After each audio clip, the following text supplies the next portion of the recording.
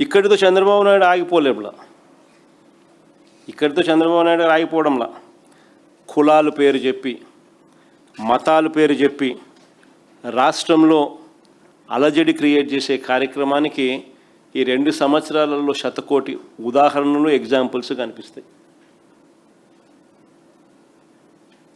కులాల మధ్య, మతాల మధ్య చిచ్చు పెట్టాలని చెప్పి చంద్రబాబు నాయుడు గారు చేస్తూ ఉన్న ప్రయత్నాలు ప్రతి 3 నెలలకోసారైనా కనిపిస్తుంటుంది ఏదో ఒకటి. ఈ మధ్యకాలంలోనే చూస్తూ ఉన్నాం, ప్రభుత్వంలో ఉన్నవారు, పదవుల్లో ఉన్నవారు, ప్రభుత్వంలో ఉన్నవాళ్ళు, పదవుల్లో ఉన్నవాళ్ళు దళితులను, దళిత క్రైస్తవుల సహా ఇతర కులాలను టార్గెట్ చేస్తూ అన్యాయంగా, అవమానకరంగా మాట్లాడుతూ ఉంటే ముఖ్యమంత్రి అనే వ్యక్తి ఇలాంటి వ్యాఖ్యలు చేసే వారిని ఏం చేసినాడు? దగ్గరుండి వెనకాల నుంచి ప్రోత్సహిస్తాడు. ఇది మన కంటికి కనిపిస్తూ ఉంది. రాష్ట్రంలో ఎప్పుడూ కూడా లేని విధంగా మత విద్వేషాలను అగ్గిరాజేసే ప్రయత్నం చేస్తూ ఉన్నాడు. నేను అడుగుతా ఉన్నా, ఇదే చంద్రబాబు నాయుడు, దళిత క్రైస్తవులకు రిజర్వేషన్ ఇవ్వాలనా లేదా?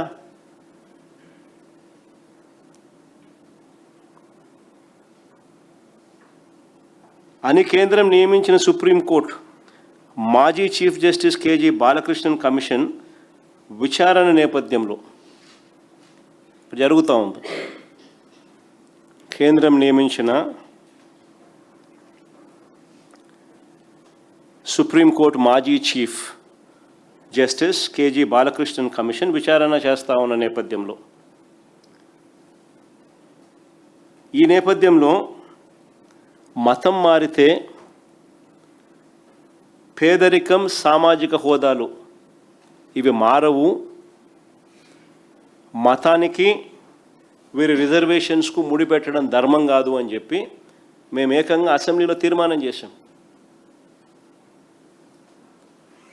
కాపీ ఆఫ్ ద తీర్మానం మార్చి 2023 మార్చి 24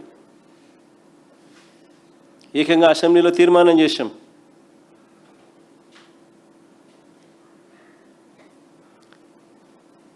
రిజర్వేషన్లకు మతానికి సంబంధం లేదని,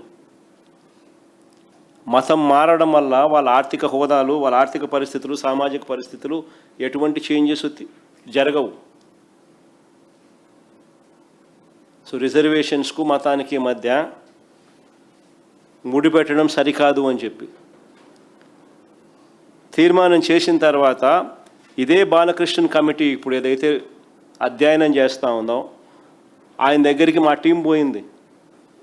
వైఎస్ఆర్సీపీ పార్టీ తరఫున టీం పోయింది. పోయి ఆయనకు ప్రజెంటేషన్ ఇచ్చింది, రిప్రజెంటేషన్ ఇచ్చింది. గట్టిగా ఇదే ఆర్గ్యుమెంట్ను వినిపించింది. నేను చంద్రబాబు నాయుడిని అడుగుతా ఉన్నా, నీ స్టాండ్ ఏంది అని.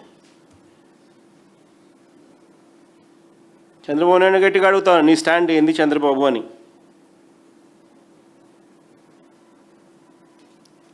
చేతనైతే మంచి చేయి, మంచి చేయకపోతే ఈ మాదిరిగా కనీసము విద్వేషాలన్నా రెచ్చగొట్టద్దు. నీ పార్టీకి సంబంధించిన వాళ్ళు, పదవుల్లో ఉన్నవాళ్ళు దళితులను కించపరుస్తూ ఇష్టం వచ్చినట్టుగా మాట్లాడుతూ ఉంటే ముఖ్యమంత్రి హోదాలో నువ్వు ఉండి ఏం చేస్తూ ఉండవు? కట్టడి చేయాలి అన్న కనీసం ఇంకిత జ్ఞానం కూడా లేకపోతే పేదవాడికి ఏ రకంగా న్యాయం జరుగుతుంది?